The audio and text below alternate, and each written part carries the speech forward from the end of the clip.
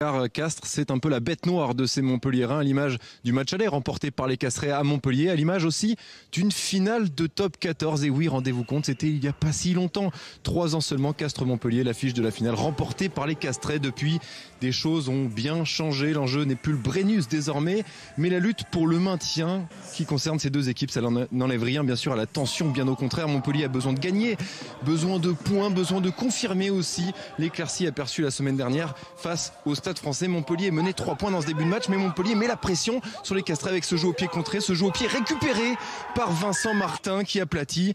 On va revoir ce qui s'est passé au départ. Pas d'en avant de Capelli, ça touche le genou du deuxième ligne montpelliérain. C'est bien Montpellier qui inscrit le premier essai de la partie grâce à son ailier Vincent Martin. Ça satisfait le président Mouedatra qui a fait le déplacement. Alors Benramine Ourdepieta se dit qu'il faudrait inverser un petit peu la pression, se sortir de l'étau montpelliérain dans ce début de match.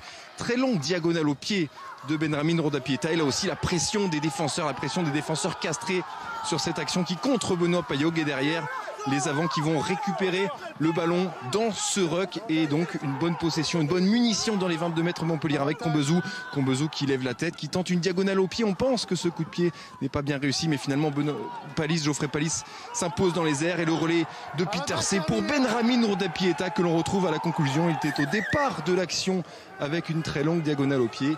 Il est à la conclusion, l'ouvreur argentin dans tous les bons coups dans ce début de match. Les Castrais reviennent au score à la faveur de cet essai. Ils ne sont plus menés que d'un petit point par Montpellier.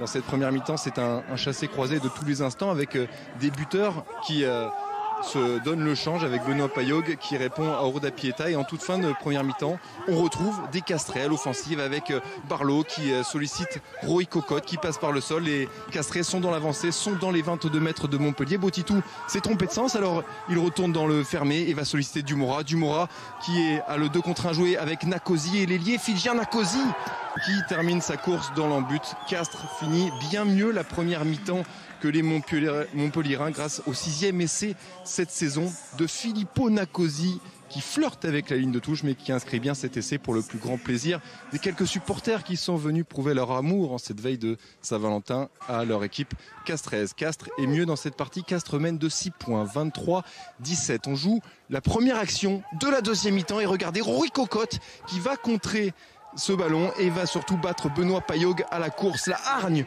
du numéro 9, Rory Cocotte. À l'origine, c'est encore un renvoi d'Ourdepieta. Ces deux joueurs-là, on va les retrouver dans tous les bons coups. Et Rory Cocotte qui va contrer le dégagement de Cobus Reinhardt et s'imposer pour marquer le 3e essai castré. Ça sourit à Castres dès l'entame de cette deuxième mi-temps. Les Castrais qui mènent largement dans le sillage d'un Ourdepieta que l'on a vu en verve en première mi-temps et qui montre tous ses talents de footballeur, lui qui était formé d'abord au foot en Argentine avec cette diagonale au pied, ce centre presque pour Nakosi pour l'occasion d'essai des Castrais. Les Castrais, on ne voit qu'en deuxième mi-temps, Montpellier commence à s'effriter, commence à subir les assauts répétés des attaquants castrés avec Fernandez qui va lever la tête, Ourdepieta qui va profiter de l'intervalle béant ouvert devant lui par la défense montpelliéraine pour inscrire un doublé. Ourdepieta, grand bonhomme de cette rencontre aujourd'hui, auteur de 33 points. C'est un nouveau record dans l'histoire du top 14, 2 essais et un 9 sur 10 au pied pour Ourdepieta qui, quand il ne marque pas,